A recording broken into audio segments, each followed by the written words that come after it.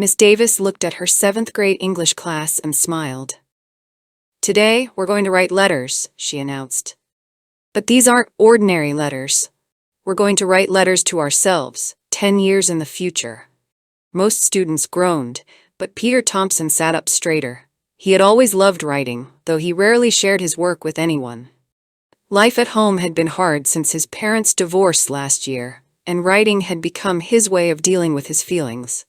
"In these letters," Miss Davis continued, "tell your future self about your dreams, your fears, and what you hope to become.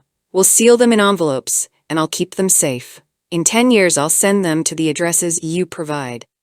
Peter thought carefully about what to write. "Dear future Peter," he began. "I'm 13 now, and everything feels confused. Mom and Dad don't talk anymore, and my little sister Amy cries a lot. I want to be a writer, but Dad says that's not a real job." He wrote about his dream of writing stories that would help other kids feel less alone. He wrote about wanting to make his sister smile again, and about hoping that his parents would someday be friends. When he finished, Peter sealed his letter and wrote his grandmother's address on the envelope. It was the only address he was sure would still be good in 10 years. As the years passed, Peter sometimes thought about that letter. He graduated high school and went to college to study creative writing, despite his father's disapproval. He started writing children's books about dealing with difficult feelings, inspired by his sister's experiences.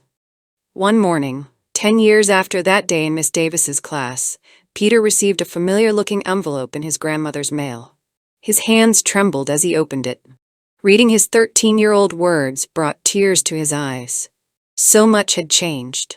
His parents, though still divorced, had learned to be civil to each other. Amy had grown into a confident young woman, helping other children of divorce through her work as a school counselor. And Peter? He had just published his first children's book, The Heart House, about a girl whose house becomes magical after her parents separate, helping her cope with changes in her family. That afternoon, Peter visited his old middle school. Miss Davis was still teaching there, though her hair was grayer now. She remembered him immediately. "Peter Thompson? I was hoping you'd come back after receiving your letter," she smiled. "I have something to show you." She led him to her classroom. On the walls were dozens of book covers, all written by her former students. In the center was Peter's book, The Heart House. "Every year," she explained, "I tell my students about you and the others who followed their dreams. Your books help children understand their feelings. Remember how you used to say you wanted to help other kids feel less alone? You're doing it." Peter was speechless. Then he noticed something on her desk, this year's stack of letters to tomorrow, waiting to be sealed. "Would you like to talk to my class?" Miss Davis asked. "They're writing their letters tomorrow." The next day, Peter stood before a new group of 7th graders. He told them about his letter, about his journey to become a writer, and about how words can heal hearts. "Your dreams matter," he told them. "Even if they seem impossible now, write them down. Let your future self know what you hope for." After class, a quiet girl approached him. "My parents are getting divorced," she whispered. "I read your book. It helped me feel better." Peter smiled gently. "Would you like to know a secret? That girl in the book, she was inspired by my sister, and just like in the story, things do get better." That evening, Peter wrote another letter, this time to his 13-year-old self. "Dear young Peter," he wrote, "you did it. You became a writer. Your words are helping other kids, just like you hoped. Mom and Dad are okay now, and Amy is amazing. Most importantly, you stayed true to yourself." He made copies of both letters, his childhood dreams and his adult response, and kept them in his writing desk. Whenever he felt discouraged about a new book, he would read them again, remembering the power of writing down your hopes for tomorrow.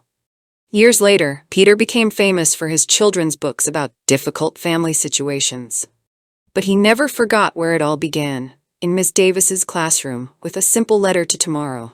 He started a program called Letters of Hope, visiting schools to help children write letters to their future selves. Each time, he shared his own letters, showing how dreams written down can become reality. And in Miss Davis's classroom, Peter's story became part of a tradition.